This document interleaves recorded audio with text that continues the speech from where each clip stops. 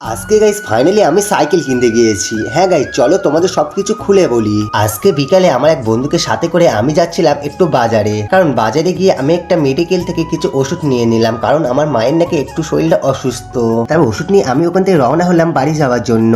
তারপরে বাড়ি গিয়ে আমার এক বন্ধু বললো সে নাকি আজকে একটু বাজারে চা খেতে যাবে। তারপর আমিও লেট না করে বেরিয়ে পড়লাম বাজারে চা খাওয়ার জন্য। তারপরে কিছু দূর যেতেই আমার নজরে এলো একটা সাইকেলের শোরুম। হ্যাঁ গাইস, আমি অনেকদিন তো একটা ভাবছিলাম যে আমি একটা সাইকেল নেব, কিন্তু আমার কোনো সুযোগই হচ্ছিল না। কিন্তু আজকে আমি যেতে এই শোরুমটা দেখে আমি ভাবলাম যে আজকে একটু এখান থেকে সাইকেলটা দেখে যায়। তারপর অনেকক্ষণ সাইকেল দেখার পর সাইকেলের যা দাম বললো আমি তো ওখান থেকে ছুটে পালিয়েছি। তারপর আমরা ওখান থেকে চলে গেলাম একটা চায়ের দোকানে চা খেতে।